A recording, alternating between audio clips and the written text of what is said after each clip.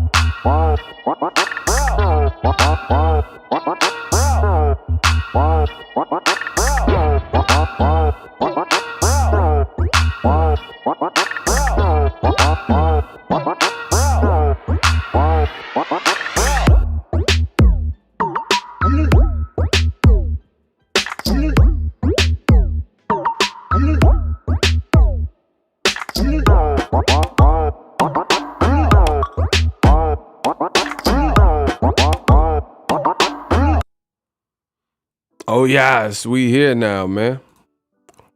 I said we up in here. What's good? What up, Fight World? It's your boy Ego, and I'm back with some more boxing. What's good? First of all, YouTube keeps playing with me, so I'm gonna play the game. Smash the like button. I know YouTube is capping. They hating on my likes. They hating on my lives. Smash the like button. Also, we're probably less than 1,000 subs from hitting 300,000, which will be a milestone for me on the channel. So if this is your first time hearing my voice and you like boxing, then hit that red and white button and subscribe, because I'm the best in the business. It's the facts you speak. Man, but y'all got to get the facts. I can't stop that. I can't stop speaking the truth. That ain't going to change. Shout out to Adrian, my man out of the Philippines. He was the first person in the building. So shout out to Adrian, Vet, Elijah One, salute. KJ76 Mark, channel member. KJ says it might be Stevenson Davis. Oh yeah, we're going to talk about Puro John K. What's up? Diacona, Edgar Chavez, what's up? GMC Kinsey, Jose, B Wash. Canelo is scared of anyone with skill. Canelo is done, and I'm gonna talk about him too. Shout out to Eric H. Isaiah, that's my boy, channel member. Let's get it. The gang's all here.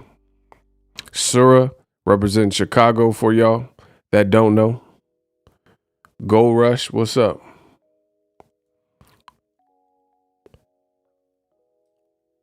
What's up with y'all?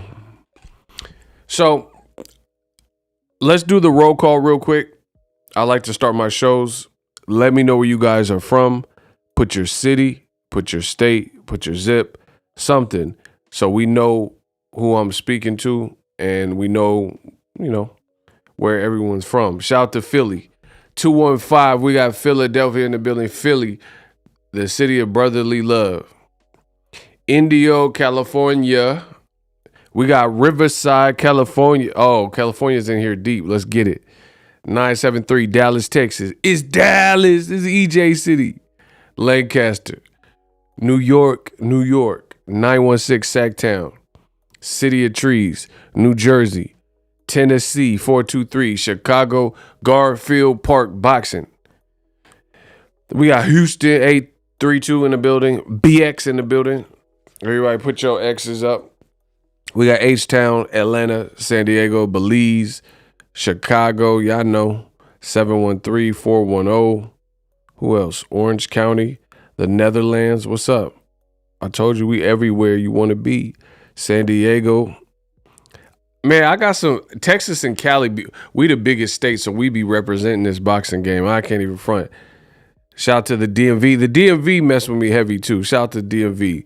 Baltimore, DC. Y'all be messing with me. Virginia, y'all be messing with me too. Pause. San Diego. We got Europe. Austin, but originally from Rhode Island. Tangents, channel member. You see the Eagles Army green. Eagles Army is that army, better yet the Navy. So if you ever play a hate me, then it ain't all gravy. Shout out to Alabama. Shout out to Lancaster, Texas. Let's get it. Sedona, 313. Man, what's good? H-Town. Yeah, shout out to H-Town. Shout out to Clarissa in Flint. Yeah, shout out to my people in Detroit, Flint, Michigan. I see you. Grand Rapids, Arizona. Let's go. All right, so I'm going to start with Shakur because that's probably the easiest to get through. So, in case you aren't subscribed to my channel, which shouldn't be the case, but I don't know, maybe some people are foolish enough to not be subscribed and be boxing fans. Shakur Stevenson missed weight at today's weigh-in. Yes, Shakur Stevenson, silver medalist, Olympian, missed weight for his fight with Robson Conceição. He missed weight by a whopping 1.6 pounds. So over 1.5 pounds, you know, pushing closer to 2 pounds. Wow.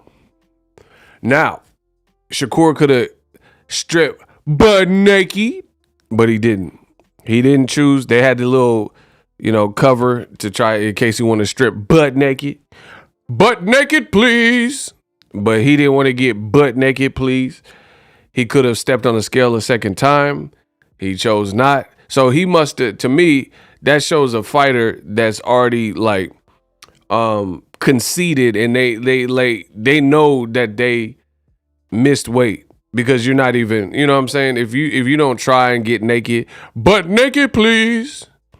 You don't try to step on the scale, that means you already knew. Because I've seen fighters who miss weight and then they're in denial that they miss weight. So to me, that just stipulates that Shakur Stevenson knew he was over, you know, probably before, you know, this morning or whatever. So he knew he wasn't going to make weight. Right? So per the rules, Shakur Stevenson had 2 hours, up to 2 hours, to try to sauna, sweat, run, you know, whatever he could, throw up, whatever people do to try to get that last minute, them pounds up off him. You see what I'm saying? But he didn't elect to do that, which means, I just want to see you strip. Like Chris Brown said, he got stripped of both of his titles. I just want to see you strip. He got stripped of his titles. If he wins tomorrow, and he's fighting on Friday, not Saturday, there's some confusion. People didn't know that. I just want to see you strip right now, because it's on. I just want to see you strip.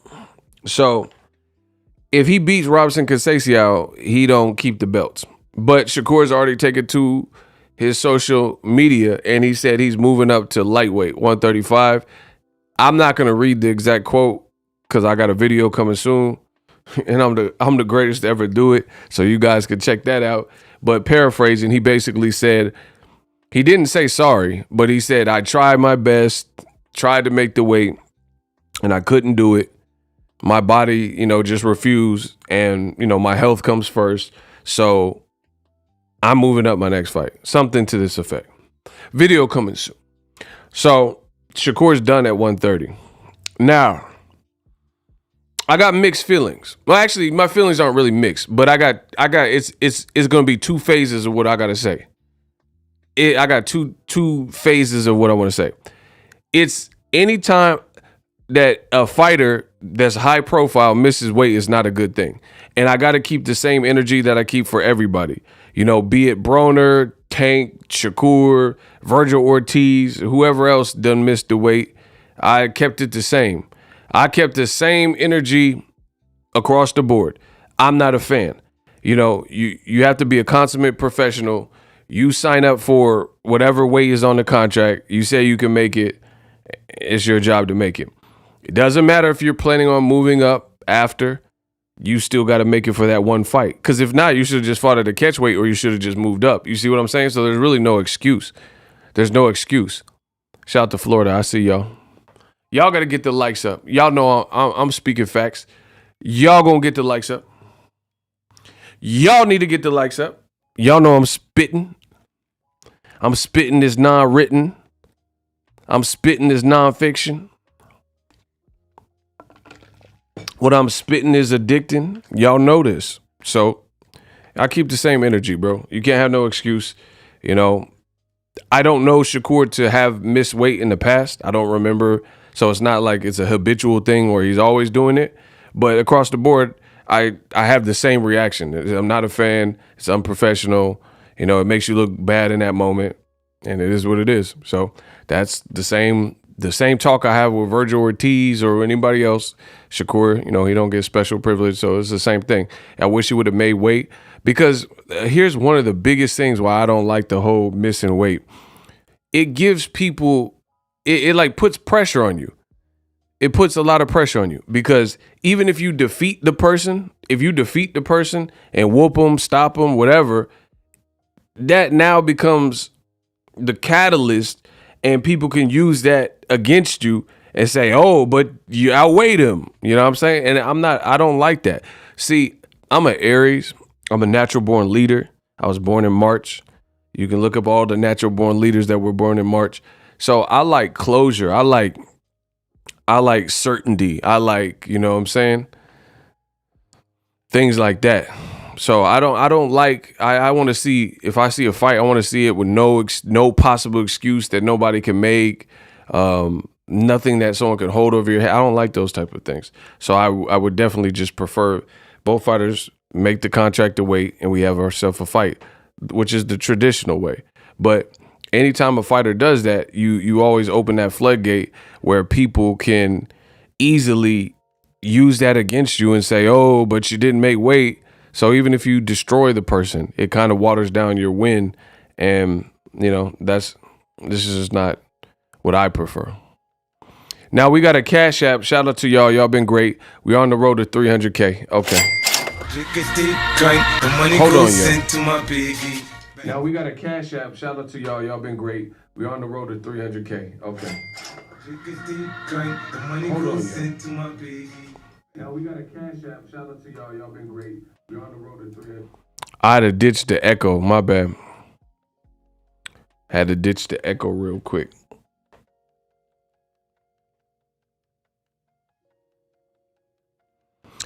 So Paul Ruffin sent $5 in the Cash App. Much love to Paul. He says 300K is on its way. Absolutely. Make sure you guys subscribe. Shout out to Paul Ruffin, longtime supporter, Eagles Army, but y'all knew that. Yeah, I prefer when it's a clean cut, you know, make the weight, have yourself a fight, and then it's going to be what it's going to be. So, you know, that's really all I got to say. I'm not going to kick a man while he's down. He missed weight. It is what it is. Oh, here's the other thing. I will kick a man while he's down. No, I'm playing.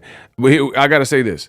This is a hometown fight. Like Shakur, to my knowledge, he ain't really fought too much in Newark, you know, in Jersey. So that's another disappointed thing is like, so Top Rank, ESPN, whatever, they give you a hometown fight and it's your hometown fight, at least the first one in a minute. And then that's you know, the one that you miss weight and before your hometown crowd, you know, it's just not a good look, bro.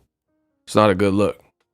So hopefully he gets that straight. I mean, obviously if he's moving up in weight, which he announced he is moving in weight, you know, I guess that'll sort that because it'll probably be easier to make a new weight class. So listen, I didn't want to have to reveal this to y'all like this, but I got to be the best in the game. I got to be the greatest that's ever. Look at this, bro. Look, this is before the man missed weight. I literally got to be the greatest, bro. This is before Shakur missed weight on a scale. You see the dates. You see look. Y'all see it. Y'all see the tweet. I said Shakur got to be moving up after the Robinson fight. Look. September 21st. That was the day before he missed the weight. I got to be the greatest, the most accurate. My accuracy rating is just stupid. It's just crazy at this point. So I predicted that. I could see it looking at him, you know. I could see that was the move. You know what I mean? Shakur looked big. Like, you know what I'm saying? He got like stretch marks on his arm and stuff. I don't know how he was making featherweight for them fights, but over the years, he just looks like he getting bigger and bigger. You know what I mean? So it's like, I don't know. He got to move. He got to move up.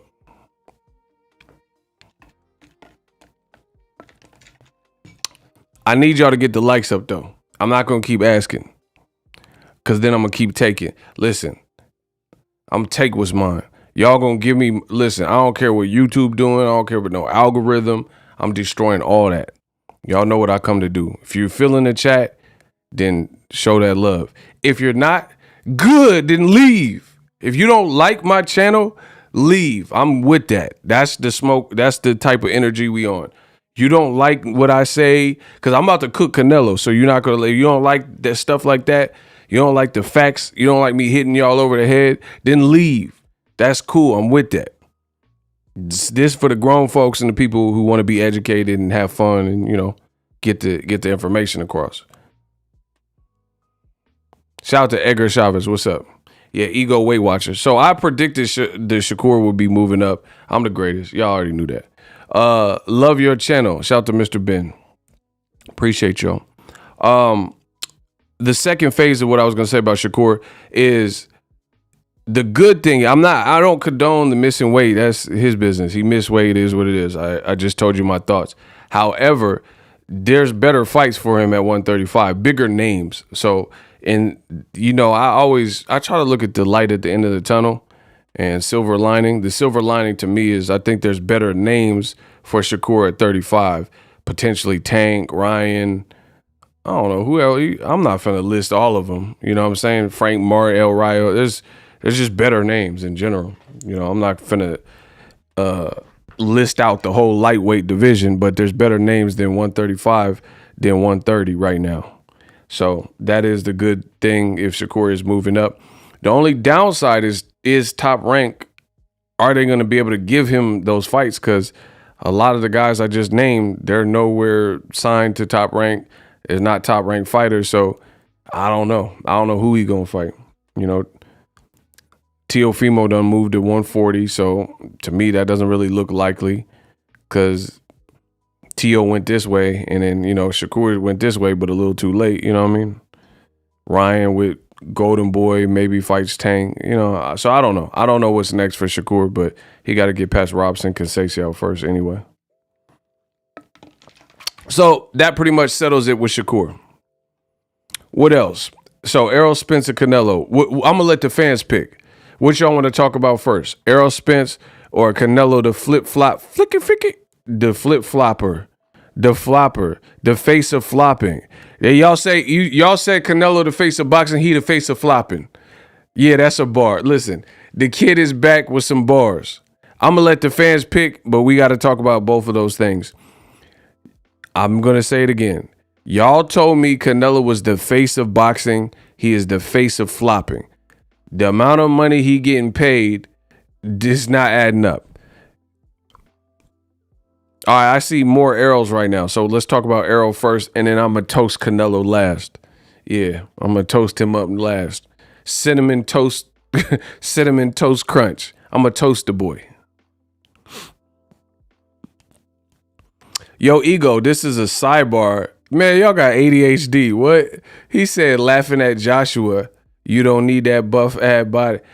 Am I lying, though? I don't lie when I get on here and perform and hit record.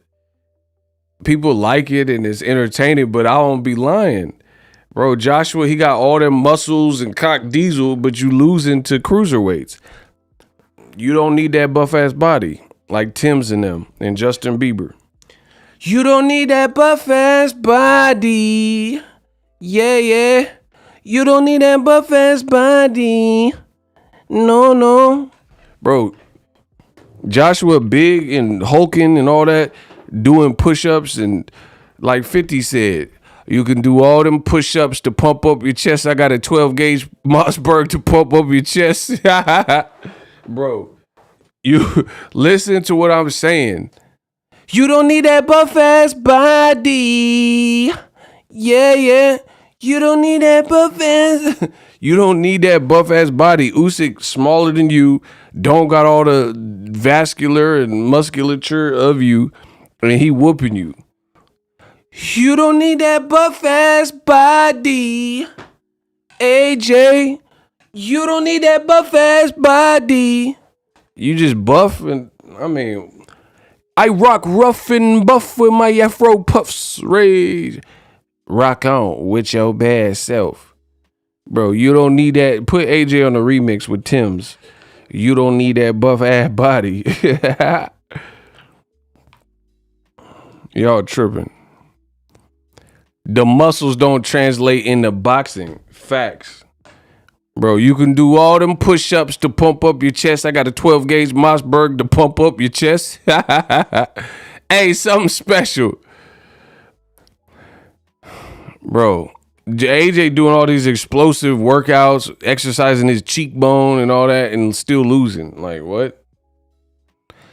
You don't need that buff ass body. What else? All right, Errol Spence, Crawford, make the fight. Cardio over power. I mean, ideally you want both. Who want power? AJ like the black Zangief.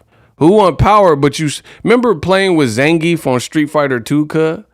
And Zangief was wild slow. Like if Zangief grab you and bear hug you, he'll deplete your health bar, but he was too slow. Like Chun-Li, Ken and Ryu, Blanca, they was just way too quick. Zangief couldn't really get off. Bro, I'd rather play with Dalsim than play with Zangief. Cause Dalsim get a little active. Dalsim, yoga, bro. My boy Dalsim with them long arms. Bro, tell me that Dalsim he was skinny as hell. Doing the Thriller dance. Remember Dalsim used to hit the Thriller dance? He'll whoop your ass and...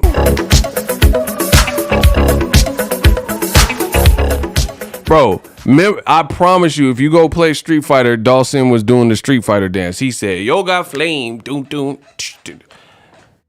Or he was hitting the Genuine at least. Same OG, yeah. Even though I might be on TV. Bro, I choose Dalsim than big old Zangief. He too slow. Joshua the black Zangief. He the black Zangief. He Bangief. He Bangief, blood. Hey, what's Bracken, blood? He Bangief. The black Zangief.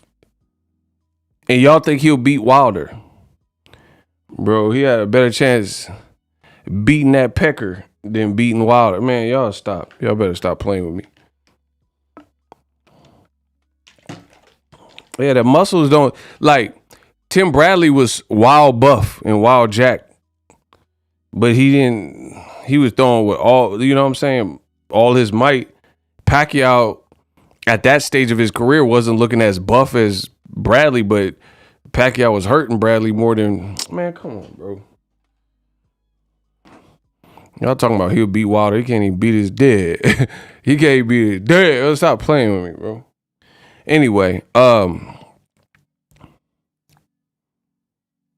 Bradley was wild jacked with no cracks for real, though. Shout out to my man from Paris, Tao. Let's talk about how great Bud Crawford is. Man, get him. You a rat, bro. That was just random. Get him out of here, bro. Bud, he a great fighter. I ain't gonna take it away from him, but you a rat. This man is Chillville. I can always tell when it's a rat because they have rat comments. It's just weird and out of nowhere. He be like, yeah, let's just switch the subject and talk about how sensational Bud is. You know, am I right? The eagle has landed. Like, who you wearing a wire, cuz? Bro, he wearing a wire. He talking about the eagle has landed. 2 shots of Patron. The eagle has landed. Like, who are you talking to? And you know in the movies where they rip the shirt on, the wire just sticked out like that?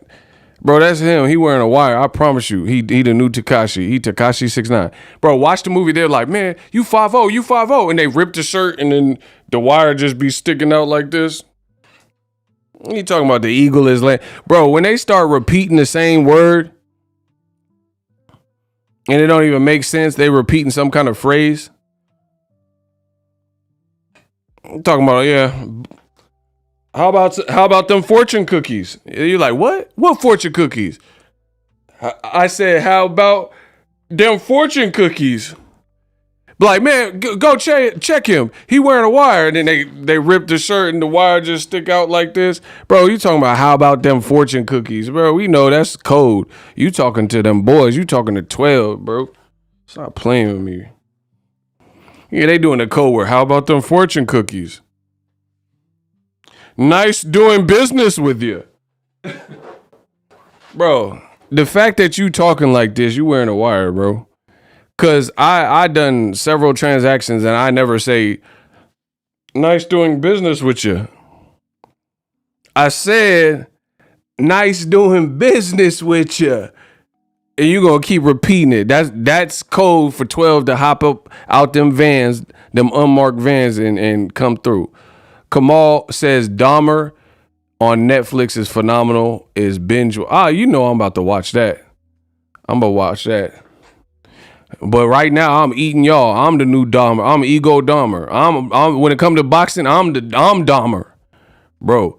Old media getting dumber, and I'm Dahmer because I'm eating y'all, bro. I'm eating y'all when it comes to that. When it comes to my domain, I'm the best to ever do it. I'm the greatest to ever talk boxing in the digital space. So when it comes to this boxing talk on this mic, when it's blessing mics, I'm the new Dahmer, bro. I'm eating, everything. Just like Dahmer, I'm eating buttholes and all that. I don't even care anymore, bro. I'm a cannibal. Half mechanical, half animal.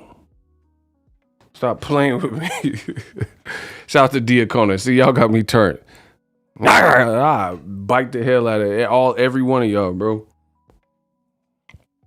Shout out to Isaiah. See, y'all got me on. Y'all got me on one of them days. Anyway, what were we talking about? Errol Spence. Make the fight with Crawford. Bro, I really am blaming Bud. He the hold up. There's been no, listen. Bro, you good? Are you good? Is your bank account good, cuz? What you talking about? He said, am I good? I just got paid from Google yesterday. Talking about, am I good? Are you good? You better check your checking and savings and move the money over. Don't ask if I'm good. Ask if you good. Don't worry about me. Mark, y'all better listen, I'm trying to warn them, the Ego's Army, y'all better save some of these other people because they must be new. They must be new. Bro, there is no way anyone on God's green earth can convince me that all of this waiting has been because of Errol Spence. No one. There's no one that can convince me that, bro. Because I'll ask you this. Every single Errol Spence opponent, there's never been this long delay. Only when he gets with the guy who was previously saying, in my opinion, irrational things and terms, has this been this long, drawn out process to the point where people are getting, aggravated and tired and stuff. It's Crawford, bro. I'm not saying the fight won't happen. I didn't say that. But the delay is definitely Crawford, bro.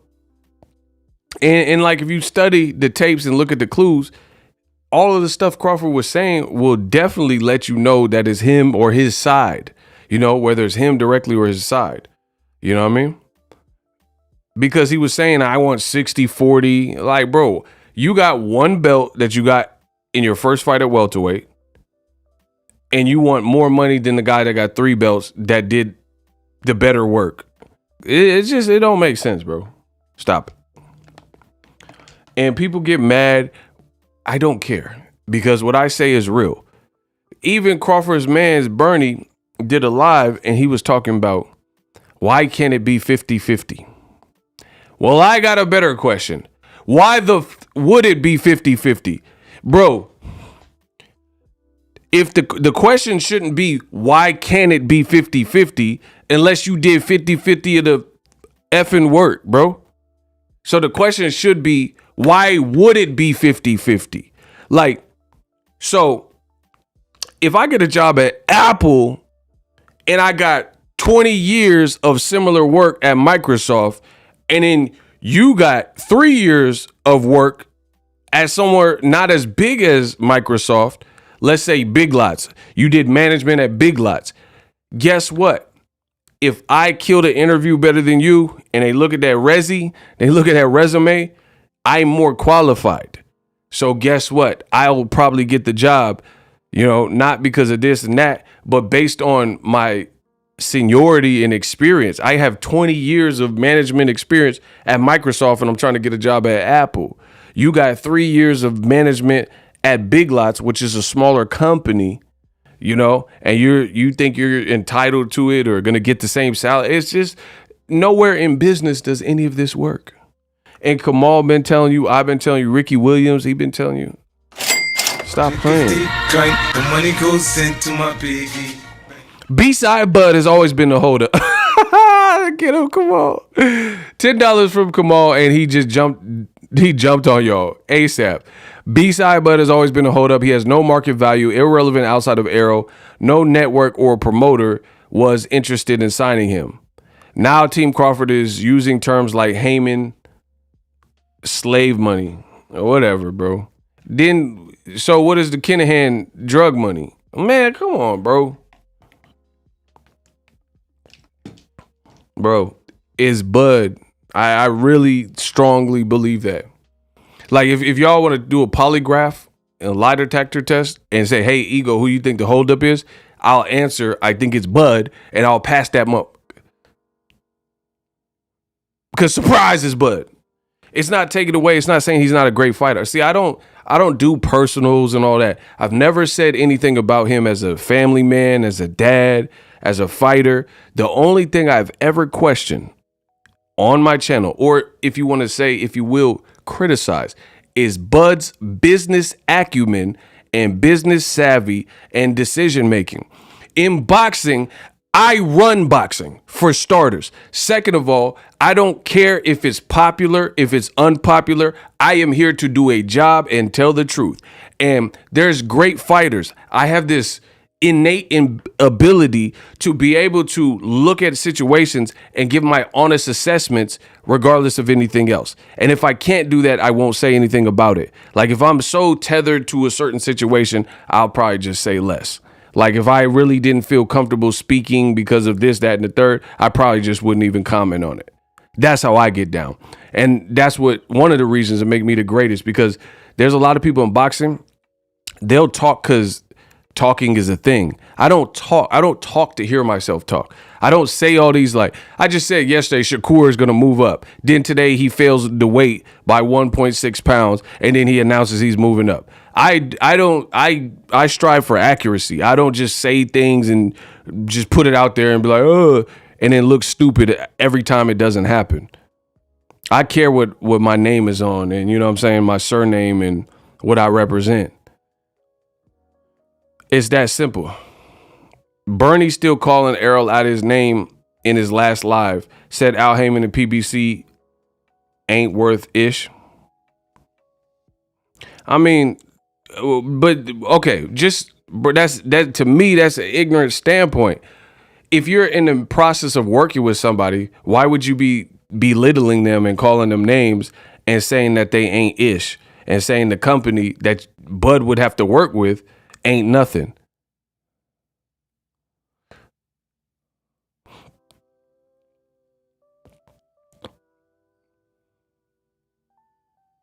So it's his opinion. I don't care, bro. So this is my opinion, and then you deal with that. Like, bro, y'all hide behind this. So it's someone's opinion. So, okay, if a murderer go into a mall and spray it up and say, hey, all you humans are worthless, and then I'm supposed to say, oh, so it's his opinion. That's his opinion. So his opinion is everybody in this society ain't worth breathing. So I'm gonna murder everybody in it. Like, come on, bro. Y'all say some of the dumbest stuff and expect it to just ride. So a serial killer probably think he like looking at these prostitutes like they're scum of the earth, so I'm gonna kill them all. So what I'm supposed to say? Oh, that's his opinion though. He killed them all, but that's his opinion. So we supposed to let that slide that he just killed everybody. Come on, bro. Y'all just say whatever.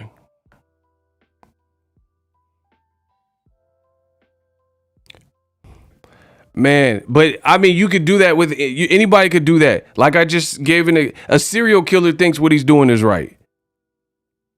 He told, the son of Sam said his dog told him to shoot people in New York.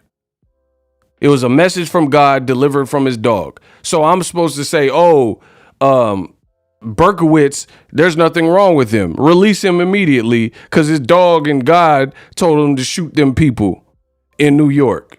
Man, stop it. And I was supposed to say, that's his opinion, though. He got the information from the dog and God. So, no, that's not how life really works. Everybody can have an opinion, yes. But that don't mean everybody's opinion is worth Shout out to Kamal Oz. The money goes into my baby. Kamal Oz, honestly, I would be okay if Errol moved on.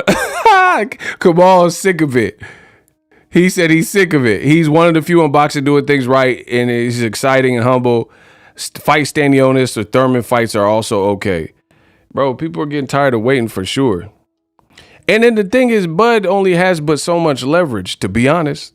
There's only but so much leverage you would even have. You have one belt. You got it in your first fight. You don't have the same resume. Your old promoter throws you under the bus, Bob Arum, and says you can't sell. I mean, how much juice you think you got from that? That's just a fact. I didn't say it. Bob Arum said it. Terrence Crawford, he can't sell. He doesn't sell tickets. Bro, he was saying it. Don't get mad at me. That's what he said. See, they want to get mad at a person of color more than they want to get mad at somebody else. Like, they'll get mad at me for speaking the truth, but they didn't say nothing to Bob Arum, who's a Jewish man from New York, and he's the one that threw Crawford under the bus. You be mad at me. Oh, Ego, you're a hater. Oh, you're a Crawford hater. Why you hating on Crawford? That's what y'all say to me. You don't say nothing to that Jewish man from Harvard in New York and Bob Arum. Nobody's saying nothing against him. You saying something, the problem lies with me for stating my opinion. But Bob Arum's opinion, and I don't even know how much Bob Arum's is an opinion, because he's a businessman. He was managing the business of Crawford. So I don't even know, he might be telling the truth. He's saying Crawford can't sell. He's privy to the numbers. So that might not even be an opinion. Crawford, maybe financially, the amount he was getting paid versus what he was producing, maybe it is a situation like Canelo, where DAZN's overpaying Canelo and Golovkin for what they gave us. So I don't even know if Bob is wrong.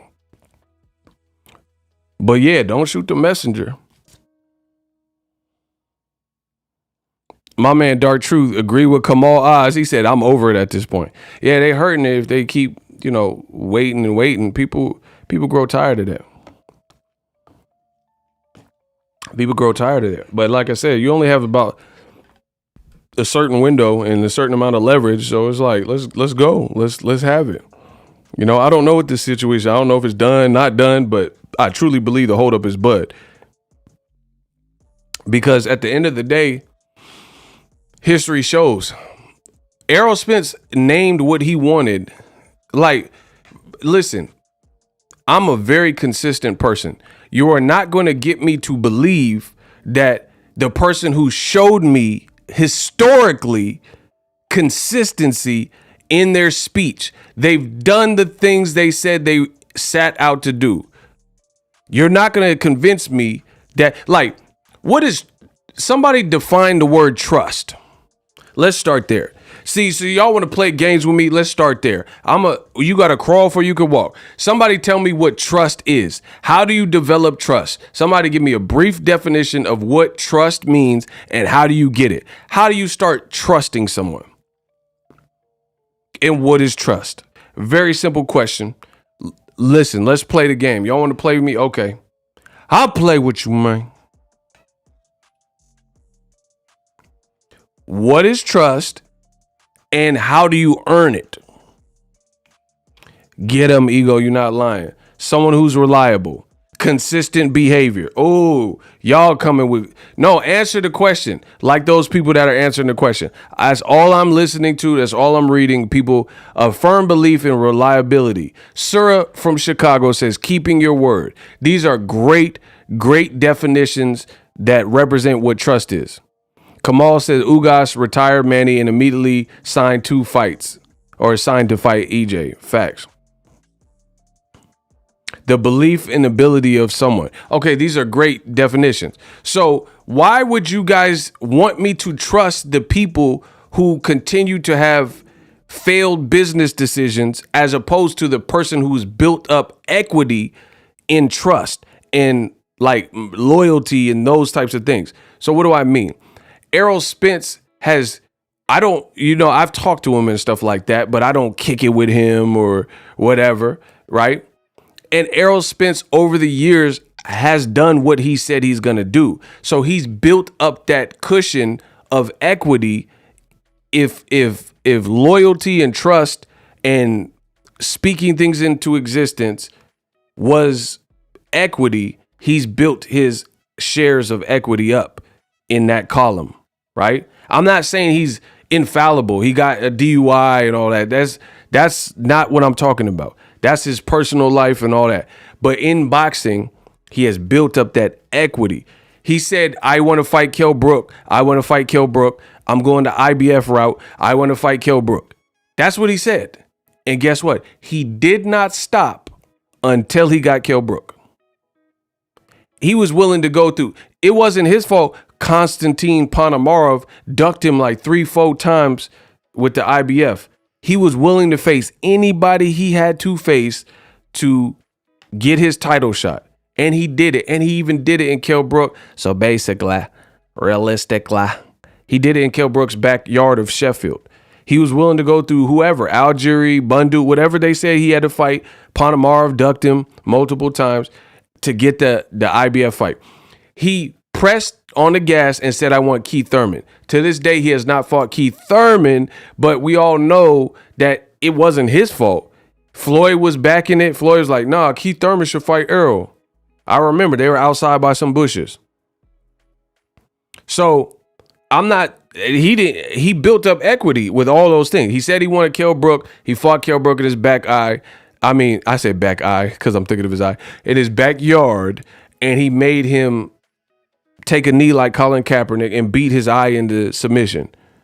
So he did what he said he was going to do, which is go the IBF route, and he did it and became a champion. He said he wanted Keith Thurman. Nothing that he showed me has ever indicated until after Keith Thurman was playing games and the tables turned. That's the only time he dismissed Keith Thurman and said, I'm not ever fighting him. He only did that after Keith Thurman never gave him an opportunity, and then he became bigger than Keith Thurman. You see what I'm saying? When the whole time him and Keith Thurman were like equivalent in terms of like star power and stuff, he was open to fighting Keith Thurman. It wasn't until after Keith had played games, been inactive, fronted on him, kept moving the goalposts, and then he outgrew and became bigger than Thurman and had more belts and stuff. That's when he started saying, I'll never fight Thurman. He said, why should I fight him? And it's never going to happen now. So Errol has done what he said he's going to do. He said, I'll fight Pacquiao. Pacquiao's the one that waited until he got in a car wreck to try to fight him. These are all facts. And his team was even saying that. Justin Fortune was like, oh, Errol's not the same ever since the wreck. Pacquiao was in the ring after the Mikey Garcia fight. I was ringside. I was there. And Errol's like, yeah, let's go. So before the DUI, before the eye injury, Errol had been. So, realistically speaking, if Pacquiao had fought him right after the Mikey Garcia fight, then the DUI and the Errol, his eye being messed up, wouldn't have been a thing at that point. Because that was in early 2019 when he fought Mikey. So again, Errol Spence, his word means something because he's built up equity, and that only comes from consistency and all the things you guys were saying. Being a man of his word, consistently doing, being reliable. it's Crawford and his team that have said more outlandish things, radical things, things that don't really check out, things that didn't happen. Crawford's team said they were going to fight Pacquiao in June. I have the clip. I could pull it up right now. Y'all, I know y'all didn't even want me to do that because you will be destroyed. Please don't make me press the button because I got the clips. I got files of all of these things. That's why no one can really play with me in boxing because I'm Matlock. I'm Perry Mason. I'm Angela Lansbury. Murder, She Wrote. It'll be over because I got files of this stuff on my computer, labeled and everything, ready to go. I'm like George W. Bush. I'll push the button. I know what I'm saying is true, and I know it to be true. And if you don't believe it, you can Google, YouTube, pull up the same information. Luckily for me, I got it in here. And I got it on my hard drives. But you can easily find all this stuff that I'm saying. Bo Mack did an interview, and he said we're fighting Pacquiao in June. The announcement should be coming soon. You've never fought Pacquiao. He is now retired. However, Errol Spence got the Pacquiao fight, and it was only because of his freak injury in sparring that the fight didn't actually go through.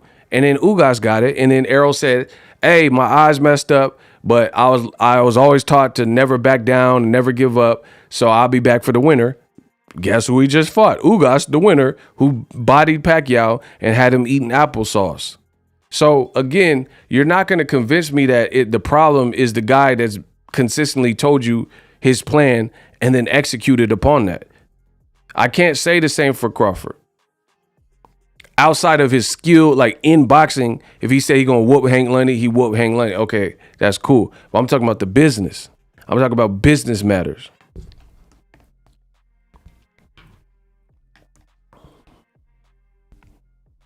And like, I'm not even trying to be funny, but I seen something and it was like, Man Down Promotions in conjunction with Terrence Bud Crawford Promotions.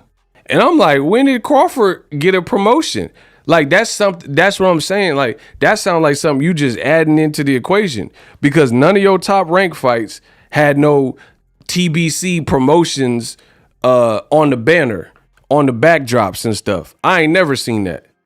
I know he got a logo and stuff for his merch, but I ain't never seen no Terrence Bud Crawford promotions. So you just did that upon being released or your contract ending with Top Rank. I ain't never seen no Crawford promotion. You trying to get that stuff. So you were with Top Rank 10, 11 years and you just now doing that piece of the business that all these other PBC fighters been had. Errol Spence been had Man Down promotion. You could look at old, like Errol Spence Ocampo or something, and I guarantee you the Man Down Promotions LLC or whatever, imprint was there. You could look at Deontay the Bronze Bomber Wilder, his upcoming fight with Helenius. You could look at his old ones. You're going to see Bomb Squad promotions. You could look at the Charlo brothers and see that Lions Only promotion and see certain fighters that have fought under the Lions Only promotion. What you won't see is past fights where Terrence Crawford had major marquee fights under this TB Crawford banner or whatever imprint. I used to look for that.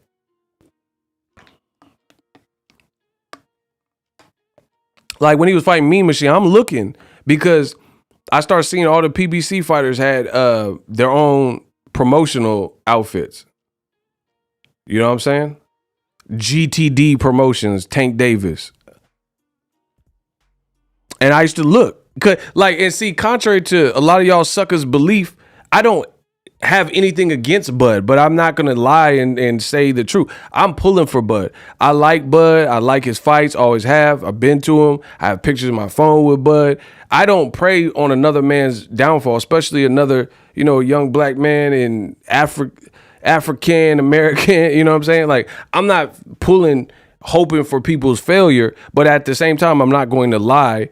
And if you were an astute businessman, then that's what it is. And I'll give you credit for it. But if you haven't been doing that, then I got to call that too.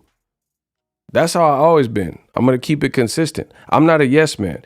You know, if people don't want to interview with me because of that, or they don't want to watch the show, then that's cool. It's a free country. You don't have to. Nobody has to interview with me. Nobody has to talk to me. Nobody has to understand me. Nobody has to watch my show that doesn't want to. I don't really care because it's not going to change anything. I'm still going to call boxing how I see it. Now let's get to Kamal Oz. The money keep coming in. Drink a deep drink, the money goes into my piggy. $10 from Kamal Oz just so he can body you again. Beware of those who claim perpetual victimhood and always have drama. Never their fault when things consistently fall apart. Do a lot of barking. The warning signs have been there for years with Bud. Boom. You never know. Boom. And here's the thing. Bud, business-wise, and Demetrius Andrade, there's probably more similarities there than there isn't. And I don't want to get too sidetracked, but I like Demetrius Andrade too, but I constantly find myself questioning business decisions that he's made. Like, he could have fought Charlo years ago, and then the fight was signed. They even had a promotion for it. I remember seeing the promotion. It was listen, if anybody wants to test my knowledge, I'm with that, because you can't defeat me. I even remember the fight card the fight was supposed to be on. It was a Showtime card, and it was for Amir Khan versus Devin Alexander. And people, how do I know this off the top of my head? No Google, no encyclopedia, no Wikipedia. I got it right in here. So Charlo Andrade was set. Then that's how you know this was an early version of Charlo, because I don't even know if that fight would be on the undercard at this point, because the Charlo brand is bigger now. You see what I'm saying? But he was scheduled to fight Jermell Charlo and Andrade, and it was on that card. Amir Khan and Devin Alexander. And Amir Khan later left and wasn't really even doing fights with PBC, got knocked out by Canelo. So that was a long time ago. Andrade pulled out of the fight. That was him. He didn't like the contract or the money, and he agreed or whatever, and then pulled out. So anyway, fast forward to the future, Andrade's in the same position where it's like a lot of questionable decisions. Andrade, I know this for a fact, at least 2 times in his career, he's could have signed to PBC to work with them. For whatever reason, he hasn't.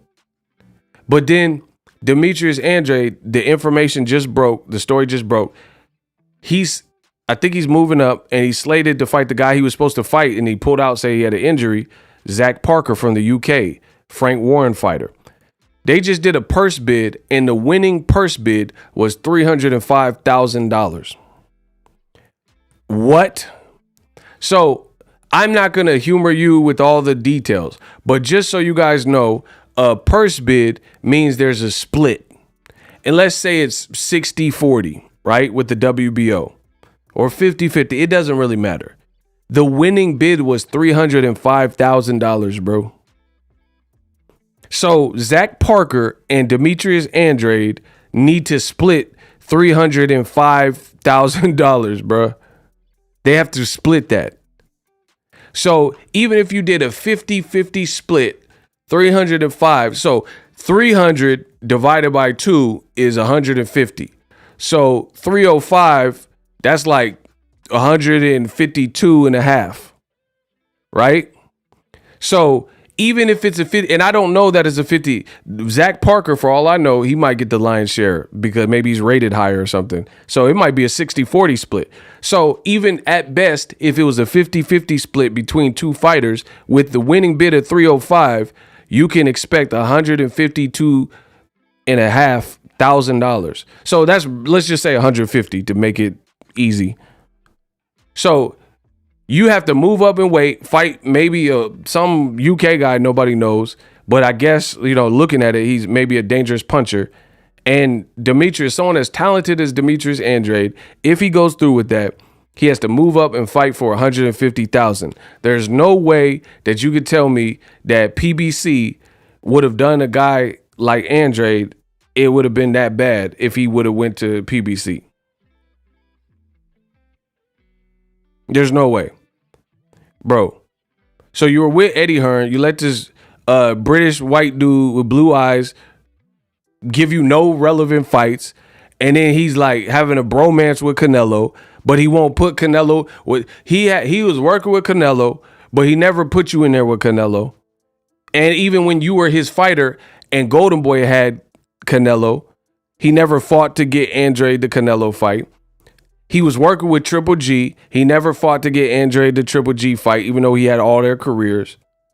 And now this man finna fight, if he goes through with the purse bid, the winning bid was $305,000. So let's just say $300,000. That you're gonna get at best $150,000. There's no way you could tell me that signing to PBC would have been worse than that, because PBC, they could have put Andrade in with Charlo. They got guys at 54 that might be able to move up, like Fundura or Jared Hurd, or you could fight Luis Cuba Arias as an opening fight. You know what I mean? Like Tony Harrison might move up or something. You got Carlos Adames, Sergey Derevchenko, and you would make more than $150,000 for sure. So that's a horrible winning purse bid for a person that's Olympian and undefeated and a skilled fighter. So I say all that to say this. We as boxing, whatever, media, fans, whatever, we need to start holding people accountable for the decisions they're making. Bro, for example, people always talk bad about Jake Paul. I don't even know the guy like that. But guess what? Amanda Serrano leaving Eddie Hearn and leaving DeBella or whatever she did to work with Jake Paul, that's a W, because Jake Paul is making sure she gets paid. So in the same way that I would look at the career moves and the business decisions of someone doing it wrong, I also celebrate the people who are doing it right. To me, Amanda Serrano wasn't getting all the credit she was deserving of, right? She's like a 7-division champion. So her hooking up with Jake Paul as her manager she had what people enjoyed as a classic fight with Katie Taylor. So there's people doing it right and getting themselves out of potential hole. Amanda Serrano, after getting with Jake Paul, she literally tweeted, I think, and she said, I'm finally a millionaire. So that means all you were working at Eddie Hearn wasn't a millionaire, working with DeBella wasn't a millionaire, and then you hook up with this Disney YouTuber, Jake Paul, and now you were in the millionaires club. So congrats to Amanda Serrano. However, there are also people like Crawford and like Andrade who some of the decisions business-wise they've made have continually been questionable. Continually.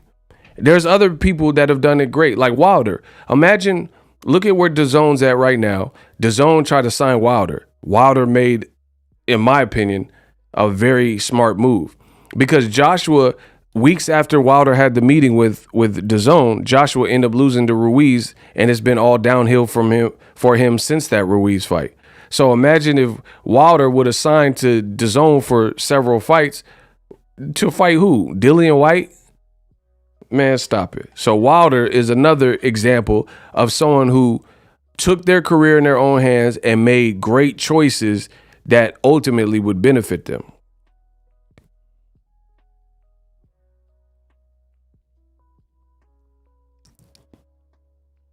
And I think it's miraculous how I seem to be the only person in boxing that keep it real like this and talk about fighter accountability.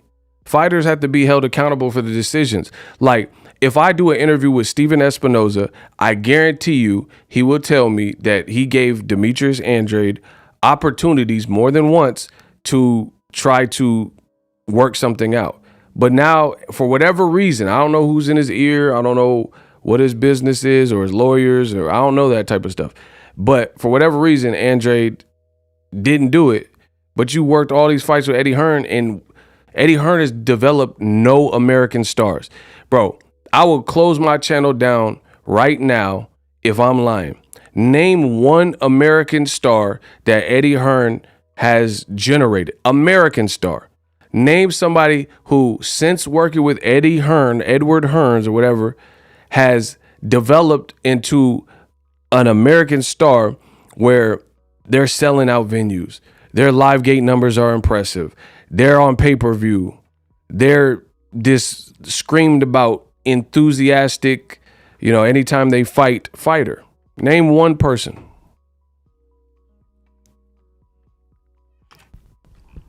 Name one person that Eddie Hearn has uplifted. Danny Jacobs, you got this man robbed in London fighting John Ryder, and he really beat John Ryder. So, not Jacobs. You hurt Jacobs. If Jacobs would have stayed on PBC and fought Charlo, that would have been That would have been a banger in New York at Barclays or something. Banger. You got Jacobs robbed fighting some guy we don't even know and gave him a Gabe Rosado fight. No. So who? Named one person. Crickets, exactly. Canelo, his star power is declining. I mean, I can body Canelo. It's not even a problem. It's easy for me. Here's the skinny of it, mate.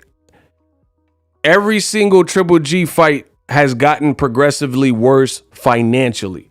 First of all, not even just financially. The actual fight itself has gotten progressively worse, right? Like, people like the first fight, the action in it. Then the second fight, Triple G kind of didn't really do much until the back half of the fight. So I would say the first fight was a better fight than the second fight. And then the second fight was a better fight than the third fight. So what I'm saying is, it's all snowballing. It's progressively getting worse, not only to the optics, but financially.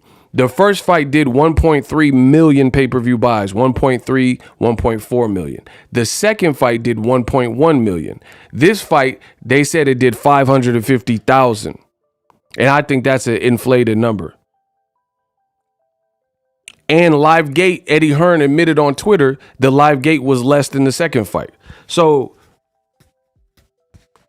bro, that's not running somebody's numbers up. Usually, if you have a great trilogy and it's what people want, it crescendos. Like, I guarantee you, Fast and the Furious 9, 10, or whatever they're on, generated more money in like, if we're talking about in a year's time, than the Fast and the Furious 1.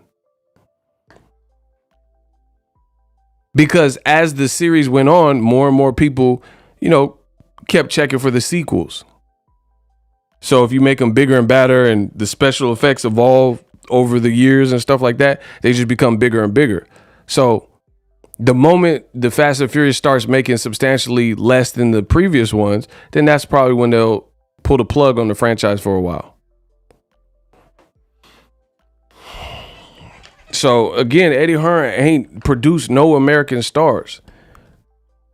You ain't turned nobody into like must-see TV in America, like Gervonta Davis or Wilder. I don't miss Wilder fights. I don't miss Tank fights. I don't miss Errol fights. I haven't missed Terrence Crawford fights either. But I mean, I really, to be honest, I didn't watch Jacobs and Ryder in real time because, first of all, the fight came on at like noon. I got stuff to do, bro. You got these fights coming on at 2 p.m. No, bro. That's never been what's boxing. So cater to these British teeth. Oh, yeah, mate. We want it. Oh, yeah, we'll not. Bro, do them fights for them because it's not popping over here. Bro, you're not going to be able to make a person like Eddie Hearn, the way he's moving in DAZN, you can't make it relevant here. It's just the way you're doing it. It's just, there's no way you can make it relevant. Like, the culture is not to see primetime fights not on a prime time. Like, the old saying, if it ain't broke, don't fix it. Floyd Mayweather, clearly the highest grossing fighter of my generation and of all time. His fights come on at 8, 9 p.m. Pacific Standard Time, right? Eddie Hearn got several Joshua fights, and in America, the Joshua fights was coming on at like 2:30, 3. It's not going to work, bro. That's even if You know how if someone has banker's hours, when people say, "Oh, you have banker's hours," that's usually like 9 to 5, 8 to 4. You're off by 5, 6, right? That's what we in America call banker's hours. So the branch of the banks, they don't stay open as late as like Target or Walmart or something. So that's what it's called, banker's hours. So even if you had banker's hours, which is a bank, you work at a bank branch and they close at 4, 5, 6 or whatever, right? You still wouldn't be able to watch a lot of these shit shows Eddie Hearn is doing in America because they come on at 2:30, 3. You would still be at work with banker's hours. So how could you expect any volume of traffic for real, when you're not even coming on at prime time? Like I said, if it ain't broke, don't fix it. Since I've been a kid, blockbuster movies typically come out on Fridays, right? They had a new Black Panther movie or Jordan Peele, or whatever movie, right? The blockbuster movies, Marvel movies, whatever, they usually come out on like a Friday. So Friday night. Why? It's the end of the week. End of the week leading into the weekend, people getting off of their jobs or got a 3-day weekend, whatever, you got days to watch the movie. They don't usually release Marvel movies on a Monday. And I'm talking about in theatrical releases. I'm not talking about like direct to streaming stuff like that. I'm talking about a standard theatrical release. You know why? Because mundane Mondays, people are starting their work week. People have low energy at the beginning of the week. You see what I'm saying? So if it ain't broke, don't fix it. That's why they don't change it. Top Gun is not going to come out on a Monday for a theatrical release. That's just why. Fridays always work good. Why do you need to change it? So Eddie Hearn doing fights that come on at 3 p.m. is just never going to work in America, bro. Hey, y'all got to get the likes up. I know y'all hear me bumping my gums and the likes are just stale. Man, come on. Y'all better stop playing with me. And if you're new to the channel, subscribe. Bro, I'm not finna work if y'all ain't finna work. It's non-negotiable, man.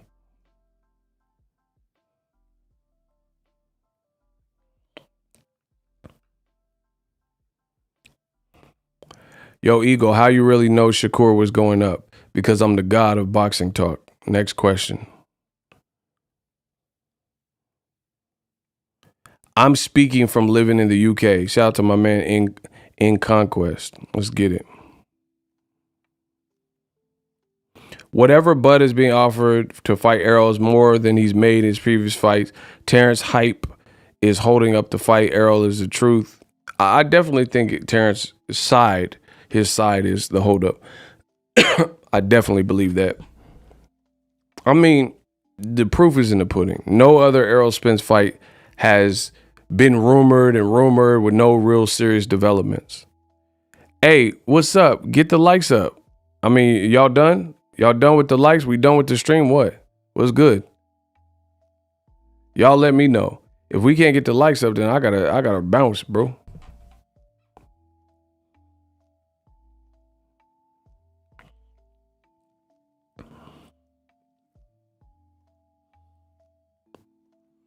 Do you think Shakur is the best out of the current Fabulous Four? Gervonta, Devin, or Ryan? I really don't know because they haven't fought, but I'm picking Tank, bro. Because styles make fights. I don't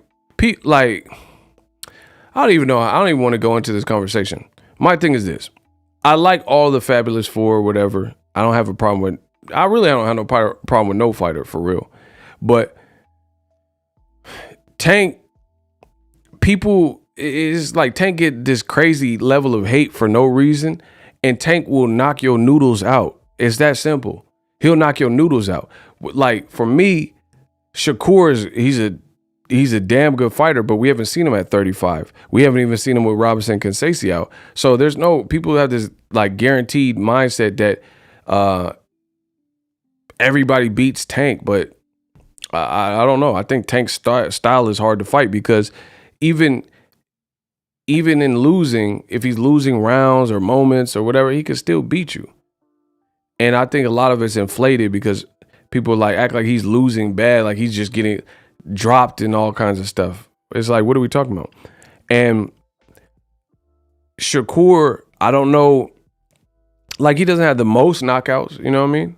Like he didn't knock out Valdez, he did knock out Herring, that kind of thing. So that was at 30. At 35, what is the power like? We don't really know, you know what I'm saying? Or beyond.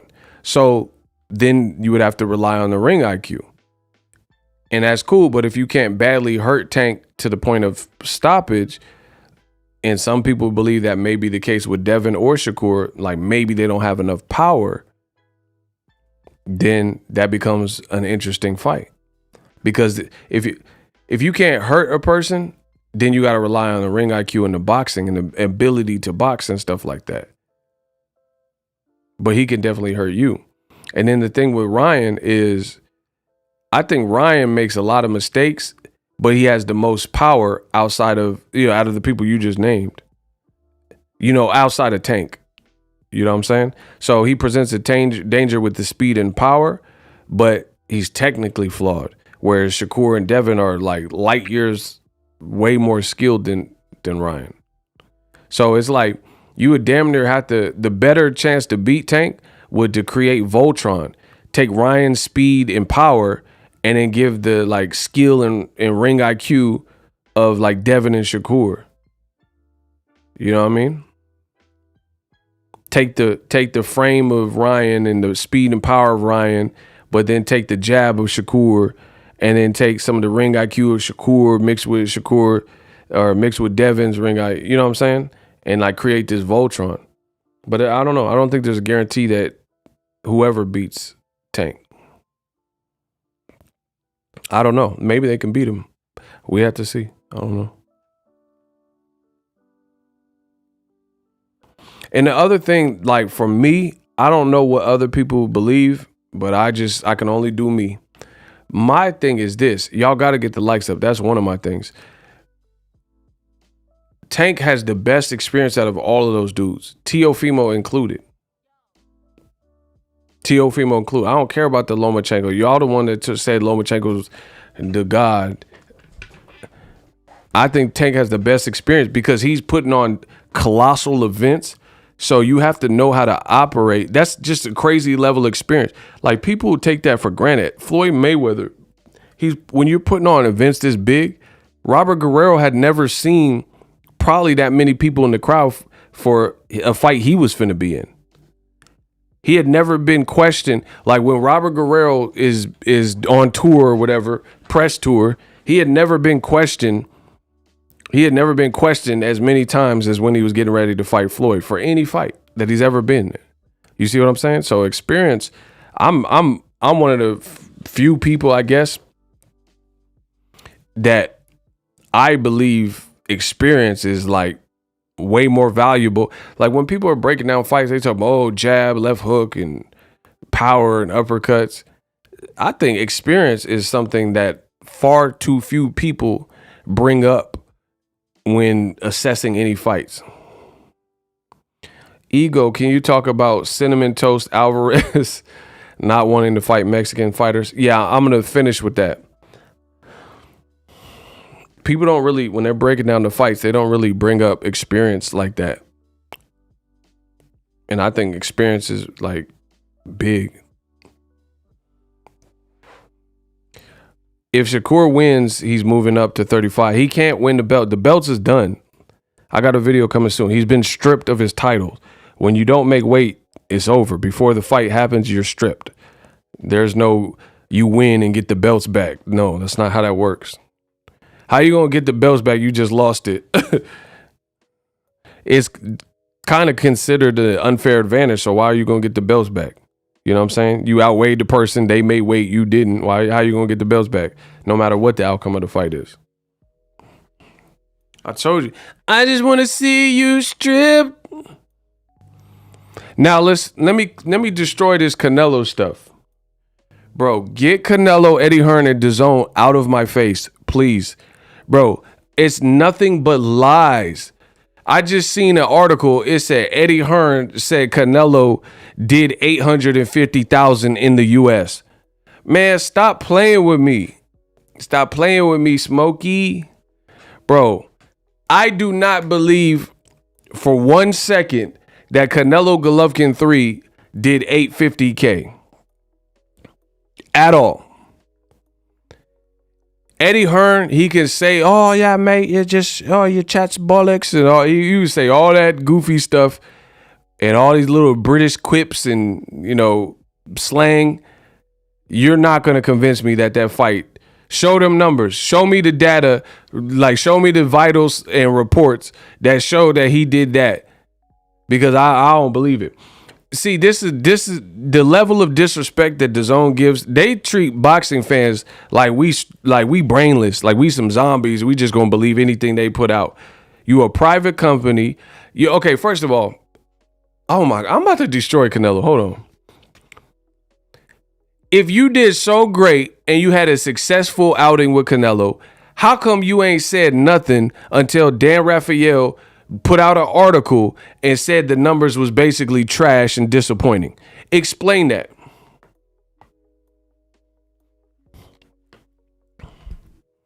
Bro, answer these simple questions.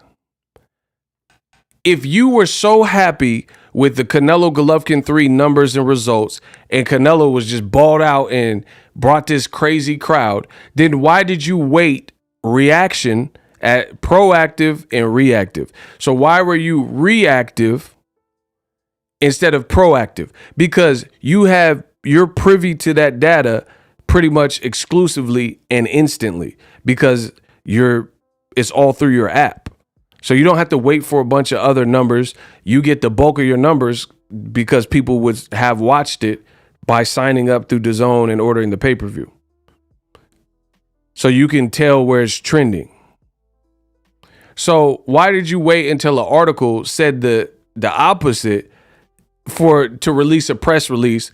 And then Eddie Hearn talk about that. And then after he was getting destroyed on Twitter, then he came out and said, I guess that in America it did 850,000. Man, stop it. Here's another reason. Why are you lowering the price of Canelo Golovkin tickets all the way leading up to the fight if the fight was in such high demand?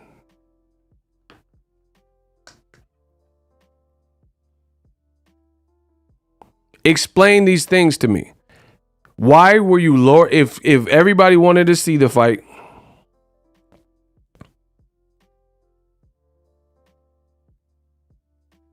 then why were you lowering the prices? Wouldn't it be the opposite? Wouldn't it be you raising prices or you running out of tickets to give people? If a concert or a fight is so, like, imagine if you had Mayweather Pacquiao tickets. Imagine that. People would be pressing, hey, you got any more of them tickets? Because everybody wanted to see it. Why would Eddie Hearn be reducing the prices if the fight was so in demand? Now back to the pay-per-view. Why did the fight week feel so dry if the fight was in such high demand?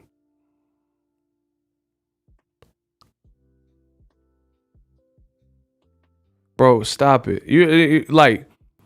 You can generally tell when there's a buzz for a fight versus when there isn't.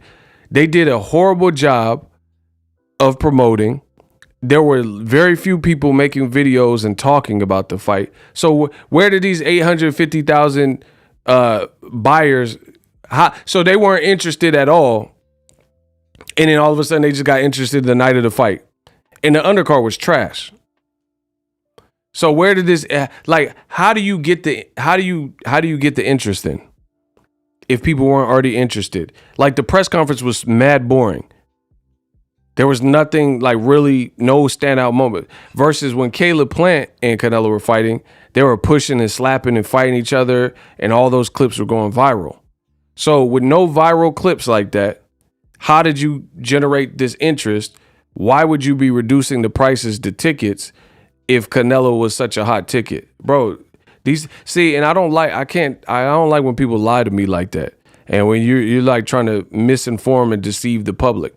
Why won't DAZN release US numbers only that bought it at the full price? Nothing else. They keep talking about worldwide and with DAZN subscription. What does that mean? With DAZN subscriptions? Either it's a pay-per-view buy or it's not. Because in some of them smaller countries and regions, they had to fight and you didn't have to pay for it. So how are you going to include that in the number? Bro, you're a liar. I'm not supporting no company that is not transparent with their audience and they're outright trying to deceive people. No, I'm not. Like, you really trying to get over on people.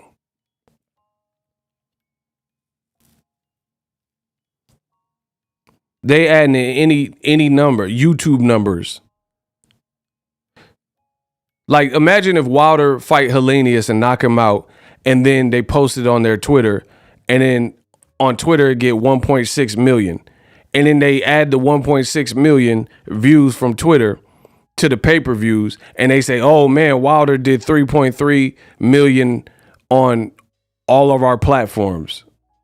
Imagine if they said something like that. Then you'd be like, dang, Wilder did 3 million.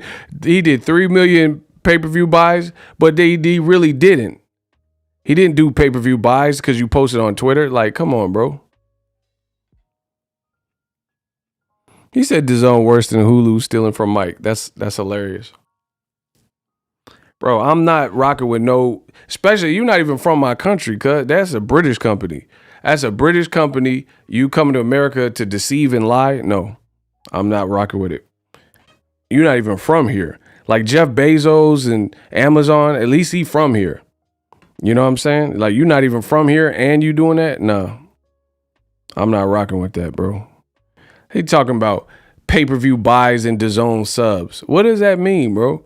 So you lying to try to to add up more people that watched it, and people could have watched it for free. That's not what people are asking for. You looking at like they put the full fight on YouTube, and let's say it did 180,000 on YouTube. They're going to add that to the pay-per-view buys to try to trick people like, oh, hey, he did over 1 million. And then Eddie Hearn lying, talking about it did 850,000 in the US only.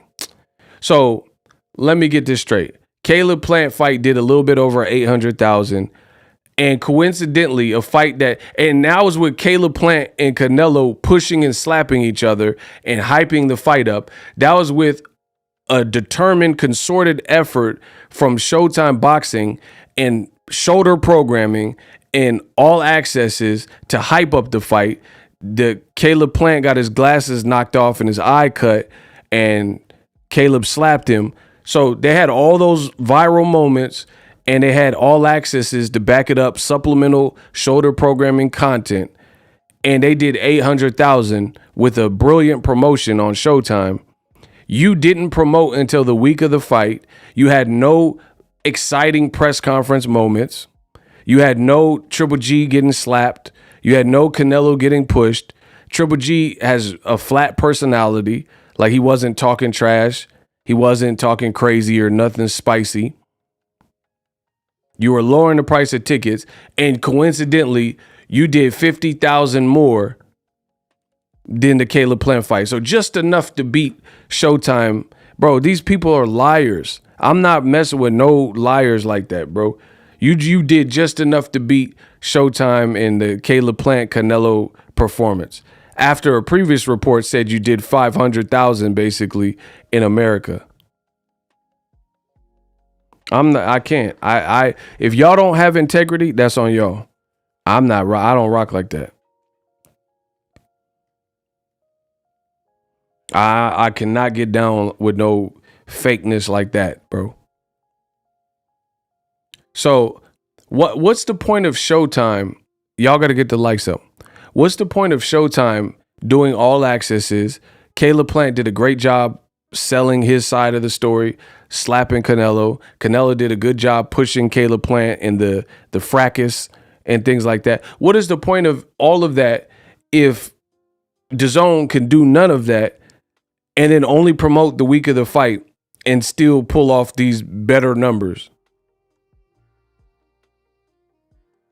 And the other thing is there was no pulse for the fight. And I heard nobody talking about Canelo Golovkin 3 at all.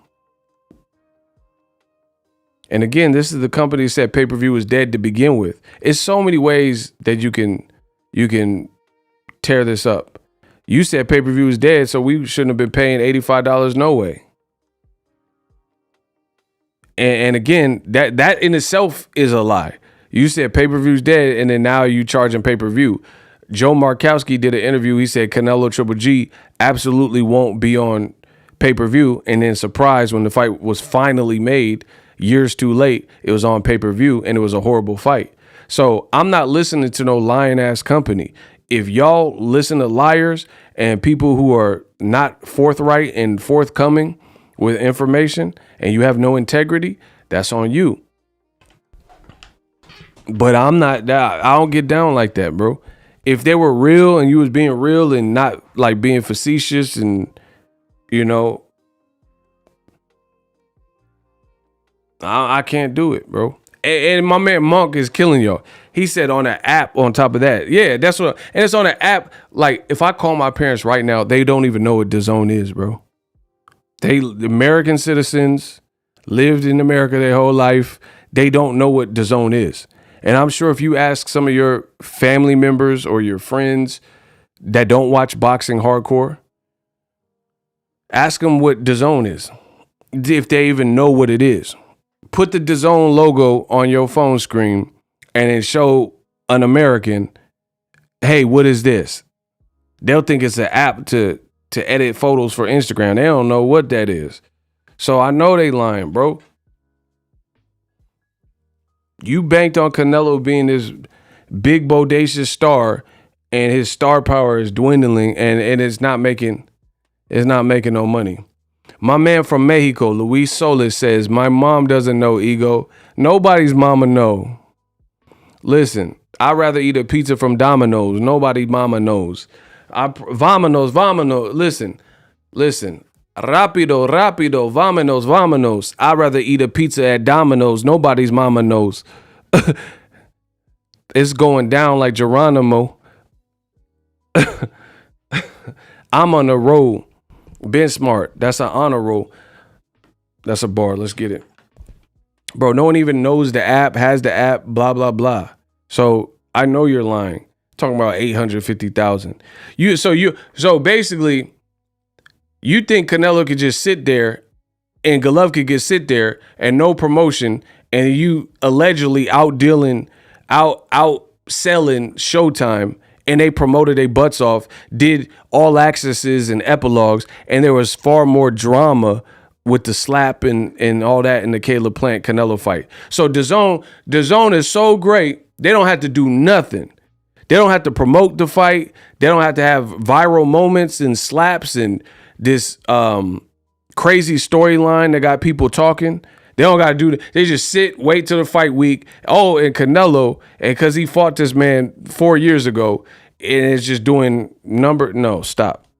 I refuse to believe that. Other thing is, why you put it on YouTube, dummy? Yeah, I'm talking to you. I want to talk to you. Why you put it on YouTube, dummy? If you did a fight and on Saturday it did 1 million views and made all this money and was well worth paying $75 to the main event, how come by Tuesday you put it on YouTube for free? What type of business is that? Where they do that at? Why would you not? Okay. See, this where it's going to get ugly for you and Eddie Hearn, Canelo, and DAZN. I promise you. If you did 1 million, so you got 1 million new subscribers and 1 million concurrent subscribers that paid top dollar for Canelo Alvarez in a horrible fight, right? But you got them on your app. Why would you release the fight? You trapped them. You trapped 1 million bodies and 1 million unique individual organic customers to your platform, and they paid for it, allegedly. Why would you put it on DAZN's boxing YouTube for free as opposed to leaving the replay on the app for the 1 million of people that allegedly bought the fight? So the people who paid the monthly and the pay-per-view or whatever can feel like they're getting some bang for their buck because the fight replay is only exclusively on DAZN, so they can rewatch it, while the other real world members that don't have DAZN wouldn't have access to it. So why would you open the floodgates and give access to the whole world via YouTube for free if you had a fight that was doing those type of numbers? Because Showtime, look at how they do it. Tank Davis Roley, pay-per-view. You buy it on Saturday. It's not on the app at all. It's not on Showtime anytime. So unless you DVR'd it to your personal device, you can't rewatch it. Then a week later, usually paired with the Showtime shoulder programming, something that DAZN don't know nothing about, they'll do an epilogue right after re-airing the main event. So they're collecting new views, maybe people that didn't buy the pay-per-view or people that did buy the pay-per-view and want to rewatch the fight. Because that's what I did.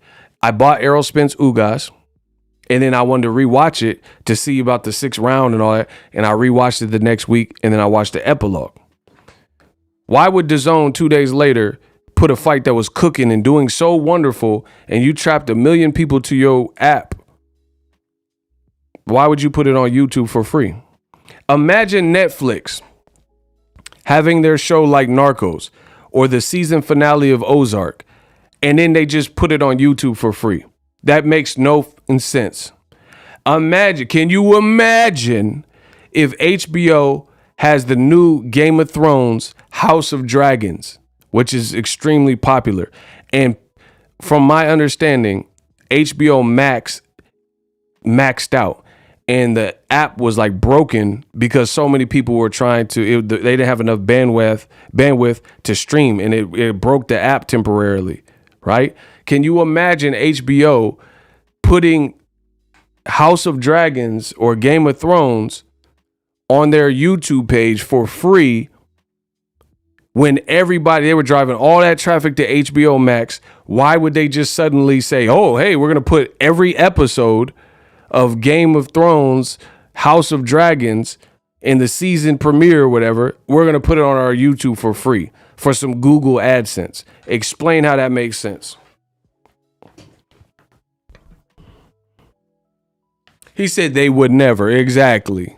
They would never. Smash the like button. They would never. Shout out to Honolulu. Let's get it. And then furthermore, even if HBO was as dumb as DAZN and they did do that, why on earth would I buy HBO as a premium channel? Why on earth would I pay for HBO Max if you could just go to YouTube for free and watch the same thing? Explain how that would even work. Like, for example, I have a Costco membership. I have a Sam's Club too, but I like Costco better. I pay an annual fee for a Costco membership. If they are going to let every time I walk in Costco, I must show them the Costco card with my face on it. Why on earth would I pay for a Costco membership if they let anybody in? So all these people, all these customers are walking in Costco, not showing a badge, not showing their Costco card. And I'm the only one showing my Costco card, and they're letting random people in the city walk into Costco. What's in it for me? Why would I be paying $50, $60, $100 a year for this Costco card if you're letting anybody, regardless of if they have a Costco card or not, come in the same bulk wholesale warehouse, load up their cart, and then go to the register and check out? What am I paying for then? You gonna make that make sense in my comment section. Affluent Jizzle. Drink a deep drink, the money goes into my biggie. My goodness, how Eddie Hearns even destroyed the pound for pound King's career. Cuddy got bad juju or something. You ain't never lied, bro. Bro, it doesn't make any sense. The only thing you could buy at Costco, to my knowledge, or at least in Cali, I think you can get a slice of pizza, because food, I don't think you can require a membership for food. But all the bulk deals on water and Kirkland salmon and toilet paper and laundry detergent, even when you go to check out, you must show your Costco card to show that it's active. And then if you have a whole cart full of stuff and your card expired, they're going to add that to your charge. They're going to be like, oh, you like to renew today? So you can't get in and out of Costco without showing that you're an actual member.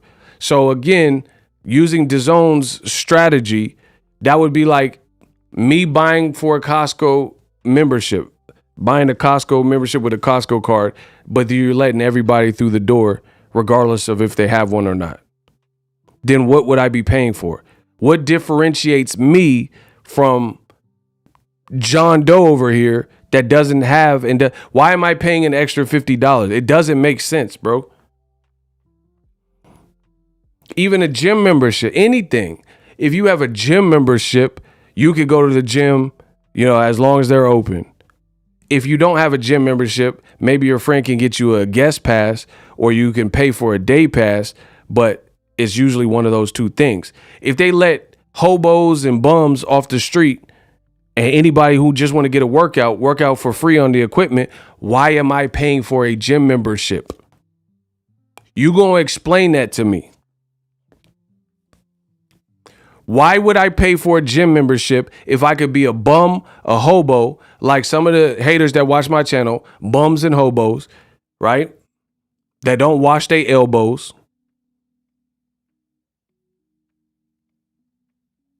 If I could just walk up and be dirty as hell, grease on my hands, and just walk into the gym and take a shower, walk in the gym and just get me a workout in. Why would they even sell memberships? This, in essence, is what DAZN did.